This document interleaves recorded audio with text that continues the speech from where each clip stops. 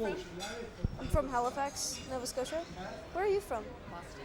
Oh, you are. Is this the Aboriginal People Television Network? No? No, No? Associated Press. You know the AP. I'm awful. I'm so sorry. Because we have APTN and maybe it's APN. Never heard of it. Oh, I don't feel very Aboriginal, but maybe I am. Ok. Ma mi sente a me? Sì, Funziona? Ok. vicino però, c'è Ok. un po' di volume. Ok. Intanto mia voce non importa il suo. Okay, was it hard or easy for you to take on the role of Juno in this film? I mean, it was fantastic because it was one of the best scripts I'd ever read and a character I really wanted to play, you know, but everything, of course, comes with its difficulties and then a certain element of anxiousness. And I think doing kind of a comedy was intimidating, but yeah. Do you think there's a message in it or a lesson in it for young women? As corny as it sounds, I think it's about, you know, being sincere as possible, being as honest in yourself as possible, and I think Juno is extremely unique, and she's completely her own person, and I love her for that, and I think it's great that we have a teenage female character like her. It sort of walks a weird line, this movie. I mean, some people who are anti-abortion might take it up as their message, or some people might say, no, it's actually very pro-choice. Some people might say it's very pro-feminist. How do you see any sort of political line in this movie? I definitely don't. I just wanted to be in this film because, again, it was just the script by Diablo blew me away. And it didn't even, to be honest, it didn't even occur to me until I do press and people like to bring it up, I don't know, to create some sort of dialogue. But no, I think it's a story about a girl who makes a decision, and it's her decision. Do you think, did the movie make you feel as an actress that somehow you were doing what Juno did in the film, even though you're a little bit older than she was, that sort of maturing beyond your years, having the sensation of what it's like to have a baby, to go through that? It's not that easy, as we all know. Yeah, do you mean as an actor, just what it was? Yeah, to sort of be playing someone that has to have a baby, to have to think about all those issues. Did that make you think about that in your own life, what it's like to be a mother, what it would be like to have a baby, etc.? I mean, to a certain extent, but, you know, of course, I'm completely separate.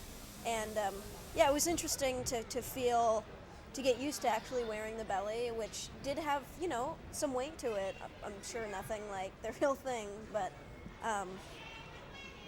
yeah, I mean, I guess not something I'm ready for, so it was nice to be able to take that thing off every evening. Okay.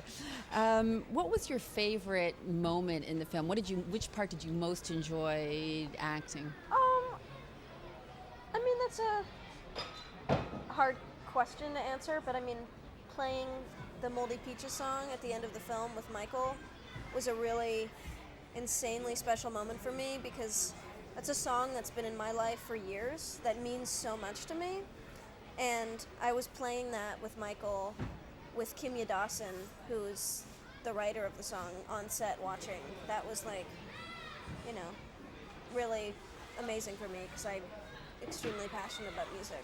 So it was really you playing and really you singing? Yeah. And that was the best moment for you? It was pretty special, yeah. Okay. Tell me about your relationship with Diablo. She's awesome. Yeah, I mean, she's just this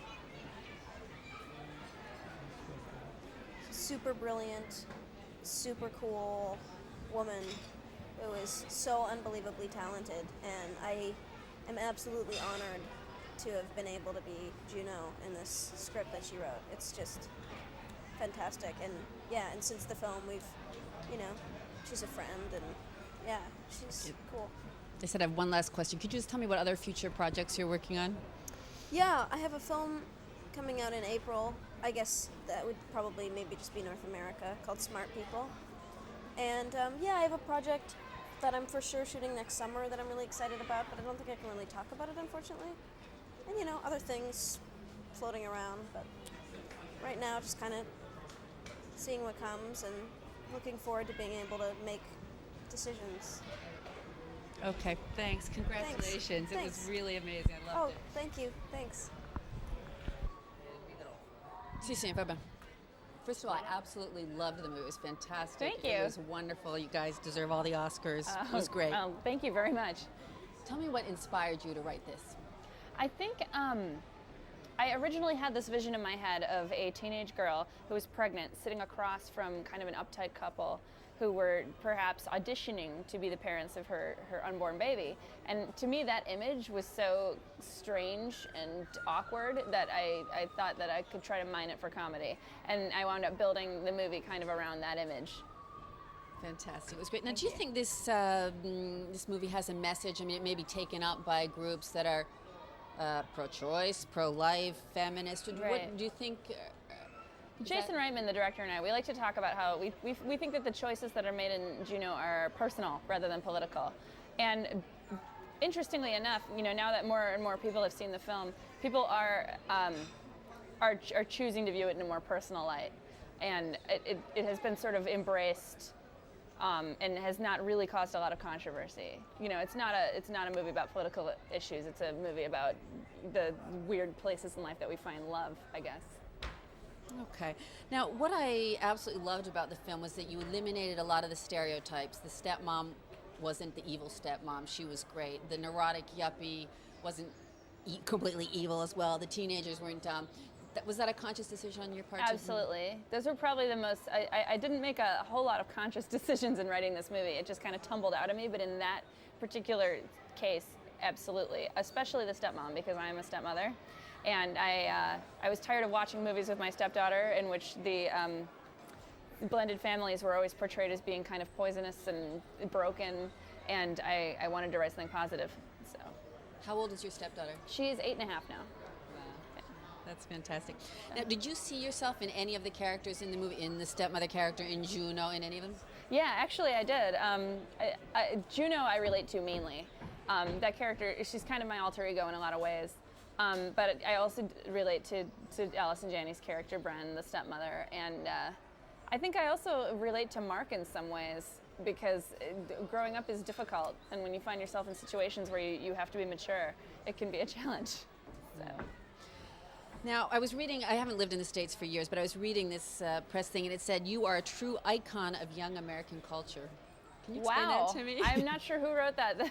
That is kind of intimidating. It's extremely flattering. I'm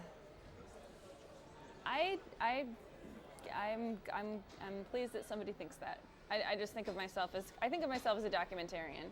I just like to go out and see what's going on and write about it. So. Okay. Can you tell me a little bit more about you? You said you have a stepdaughter, you have a blog. Tell me a little bit more about you. Well, I blog a lot. I'm kind of a graphomaniac. I'm obsessed with writing. I like to write every single day of my life. It kind of keeps me alive. I'm married. I live in Los Angeles now, but I'm originally from the Midwest in America. And I guess the most important thing to me is creative self-expression. What other projects are you working on? What else are you doing? Right now I have a comedy that I'm writing over at Universal. I'm doing a series for Showtime with Steven Spielberg, which has been just a really thrilling process. And we have Toni Collette attached to play the lead. And I just finished a horror movie that's over at Fox. So I'm trying to keep as busy as I possibly can, because this is a fickle industry.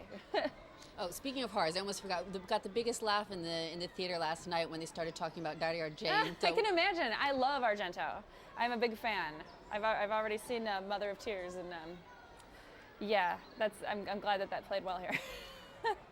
Okay, I've been given the signal. My time's up. Thank you very much. Thank you. Good luck. And how was it working with Ellen? I forgot to ask that. Oh, incredible. She's my favorite actress. She probably always will be. She is just amazing.